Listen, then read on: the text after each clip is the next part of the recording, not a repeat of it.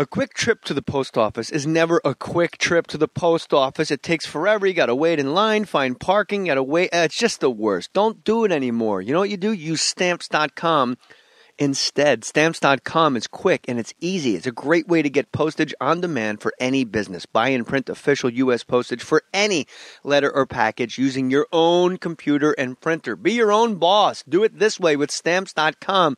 They will even send you a digital scale that calculates the exact postage you need for any class of mail. You don't need one of those expensive postage meters, and you will never waste valuable time making trips to the post office again. Use Stamps.com. I do. I've been telling you guys about this for over a year. It is really awesome. Do it if you want to save money and be cool. Right now, use my last name, Mohr, for this special offer. No risk trial. A $110 bonus offer that includes the digital scale and up to $55 free postage. Come on, that's a good deal, you guys. Don't wait. Go to Stamps.com before you do anything else. Click on the microphone at the top of the homepage.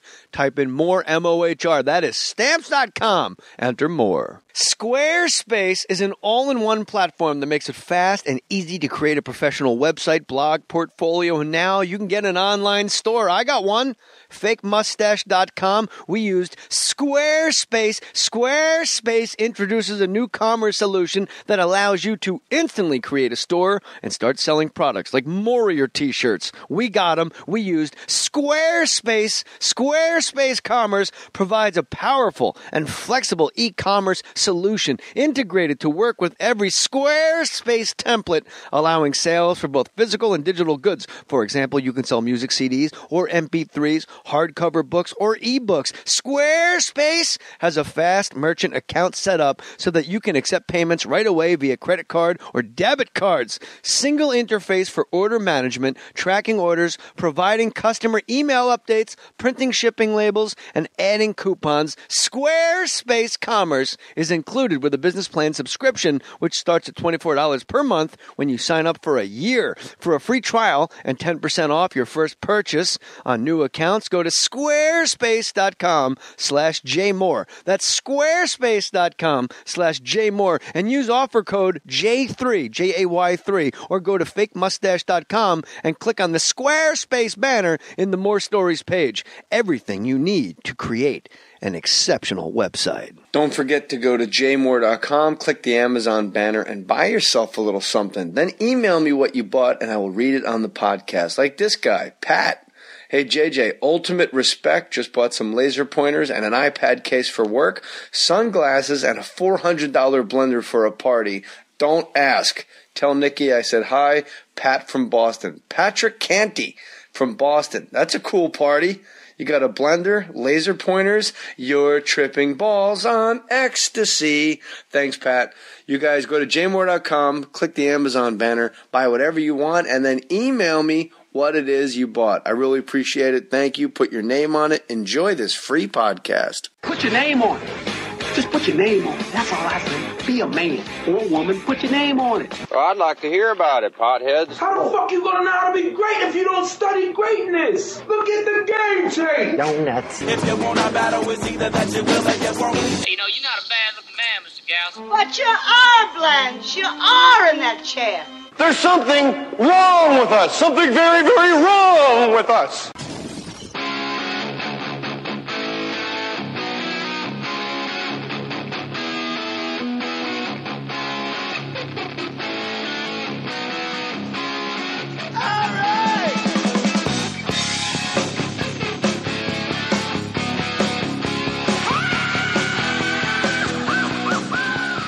Flip-flop and talcum powder. We're back with you with Margaret Cho, All-American Girl. That was crazy. But it depends on how hipster they are. Because if they're really hipster, then they don't change at all. Or they purposely have an unradio voice. They go the NPR route. But also I think hipster has the parenthetical of that is there's always a layer of self-sabotage in the hipster. Right. True. Like everything's too cool to succeed. Yes. Yeah. And they put themselves down a lot. Yeah. And then as an audience member, the fatal flaw of that is as an audience member, I just start to believe you. Well, or you identify with them and then a who can hate themselves more contest. Yes. Which happens in a lot of relationships. Right. Well, that's a very comedian. That's a 90s comedian thing. Who can hate themselves more? You seem to be a person that maybe used to hate, and this is, I don't know, I'm guessing, from what I've seen in your journey as a comic, you seem to have maybe, I don't know if hate yourself is the right word, maybe a little more self-destructive than you are now. And then I saw your special 2 specials ago, and my wife and I like TiVo'd it, watched it, rewatched it because you were honest. You were telling the truth. It seemed like you were completely unshackled, unburdened. Oh. The one, it was like when you're talking about Food Network dick and I'm a me-sexual. Like, it was so great. Thank you. What happens to go from, you know, like All-American Girl, that turmoil when you have to feel like you just have to pull on like the corporate teats over and over and over to finally being... You just look free and happy. Oh, that's nice. Well, I guess maybe I am free and happy. I'm just older now. I think when you get older, you just get more comfortable with yourself. And, you know, I think when, you know, our generation of comics, we had a big thing, like self-deprecation. That was a major kind of pulling point. And that sort of was all kind of everywhere. In the 90s, it was all about, you know, hate and hating ourselves. And we hate ourselves. Reflected in the music, too. In the music and the art and the comic books. It was like a big thing. All the comics were kind of self-denigrating, and then you realize, you get older, you go, oh, that's not who I am. I don't think. It feels like you're much more, you seem incredibly comfortable on stage, and does that coincide with being just you? And there's a few, you can count them on one hand, comics that go on stage and just tell the truth. And is that the unburden? Is that the release of the angst of everything? Is that really the key for you to go up and just simply tell stories and to be true to yourself? Maybe. I think when I'm performing, that's probably the only time that I am very truthful. Yeah. You know, it's very rare for me to be very truthful in relationships and in life. You know, that's a kind of a thing. I'm quite a liar. And then when I perform, I actually do have a point in which I'm actually really telling the truth. I think that's the one place that I don't compromise anything is when I'm actually performing. In your marriage, you're truthful? In my marriage, in general, I don't really have a conventional marriage, though. I don't have the same kind of marriage that possibly other people have. I have a very closed Catholic marriage. There's no goofing around here. You have a very open marriage. I have an open marriage, but then my ideas about marriage are a little bit different. And you know, my ideas about marriage maybe came from my family's kind of the Korean tradition of arranged marriages, and I found a man that I really understood that was going to be my partner. But I also knew, and this is in Korean society, that we don't really have that much monogamy. That if we do have an impulse sexually, that we go for it. But it's sort of like you can't really commit to anybody else except for your partner. But you can, like, you know, sexually do That's anything a Korean you want. thing? I think so. I didn't know. Wait, you're Korean? I'm Korean, yeah. Let me just... I don't know why that wasn't in my notes. Matthew. Margaret Cho, Korean. You might want to circle that. San Francisco. Says that 4 times. I thought Koreans were, and this speaks to my ignorance, culturally, I thought it was very closed off and very not, I thought it was very monogamous, a Korean relationship. Oh, yes, it would into the outside world. I thought maybe you were pushing back against the system you were brought up in. No, I think I realize as I get older that I'm actually completely a part of that system. And I come from a long line of orgy hippies. Well, that's what it is. It's really, but it's all secretive. And it's all based on lies.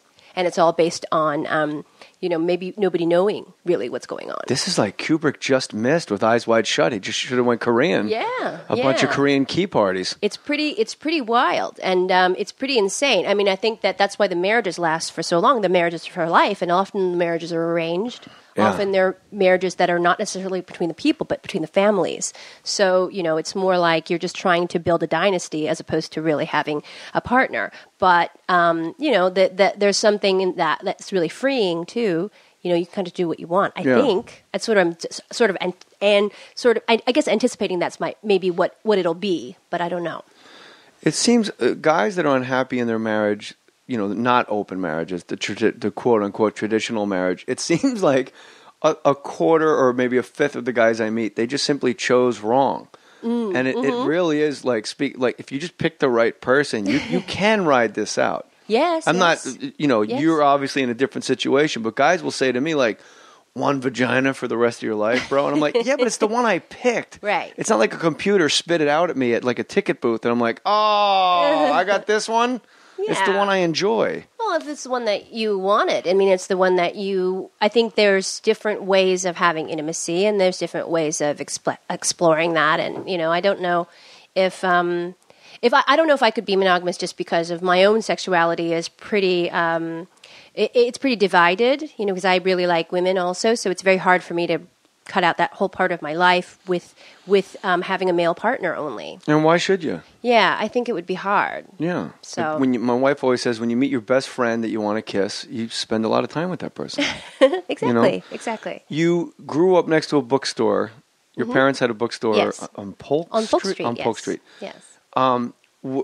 Books. We were talking about briefly. We touched on books and the anger in the books of the 90s. Were there books in that bookstore that, like, as a young child, you knew were like sort of illicit and you shouldn't be reading them, and it opened up your mind? Were there any black and white to Technicolor books? Oh no. Well, my parents were always trying to explain to me what gay sex was because it was a gay bookstore, and so they showed me a lot of gay porn books and tried to explain. I didn't know it was a gay. That's amazing. Yeah, they were trying to explain to me what it was, and then so their kind of project in showing me this kind of sexual stuff made me really just freaked out by it. Like, I was really scared of it because it was like, why are my parents showing me this? Like, they just wanted to make sure that I wouldn't be scared, also that I wouldn't display any fear around the people that they were Don't show working. Fear. They can smell it. The gays. They didn't want me to be afraid. They can smell it. Yeah, and Yes. you shouldn't be. They'll let you pet them if you're real still. They're just like us, the gays. But they just didn't. My parents didn't really understand like how to introduce it to me. Yeah. They didn't know that I had a kind of a concept of what gay was, but they just they kind of tried to explain it, and so that made me kind of fear anything that I maybe wasn't supposed to see because I actually was supposed to see it. So would they show you like actual textbooks of gay? No, they would show me the gay porn that they had in the store. And they would show me these gay, like, porno, like, magazines. And look, I'm a straight guy. That's like, that turns me on. Like, if my I don't know if I want it to be your parents showing me gay porn. That's cool. I don't want my parents showing me gay porn. I understand your conundrum, but that's awesome. Yeah, it was really awesome. Maybe a little too really progressive, though. How old were you? I was probably about 7. 7? 7 or 8, and I was really freaked out. Honey, this is Mike Hammer. He's really known. Just shot after shot. The stamina on this guy's incredible, Margaret. Yes. They were just trying to explain it to me, but I really appreciate it now. But then it was really strange and scary. It seems like comics, and we're almost like the outliers when it comes to gay rights, and I think it's just because we're around gay people all the time. And showbiz. Yes, you're just true. always around gay people. Mm-hmm. And someone that does your hair at 5:30 in the morning when you don't feel well is so kind to you, and you meet their husband. Yes. And it just seems so incongruous to human nature to have any blowback to I said this on stage last night, well, what am I going to go to a gay bar and some guy's going to like suck my dick? And I'm like, well, what straight bars do you go to? Like, how does your mind jump to that that you walk into a gay bar and they're all like, new guys here, line them up. Yeah. So and you growing up in San Francisco in a gay bookstore of a place, this is like a Wes Anderson movie. Oh, yes. It was a great way to grow up, and it was a great way to understand the world.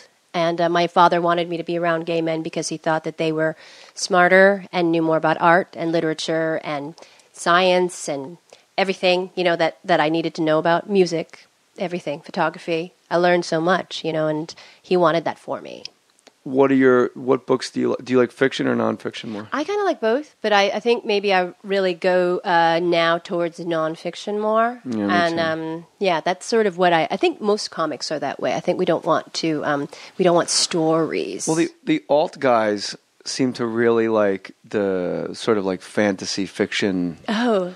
Like not Harry Potter, but they like comic books and things that are fiction. But it seems like when I read Malcolm X, that's when I went, wait, this really happened? This all really went down? And then I just kind of eschewed fiction for the next 2 decades. Well, there's so much to read, and there's so many interesting things, and we want to know. And I don't know, did you go to school?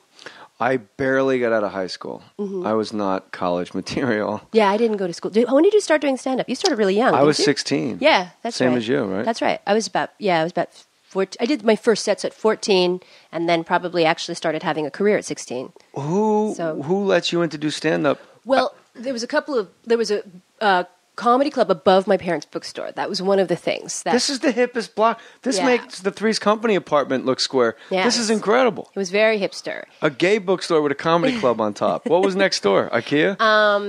No, I think it was an Italian restaurant. Naturally. Goddamn Benetton ad. Yes. But then I had a teacher who signed me up for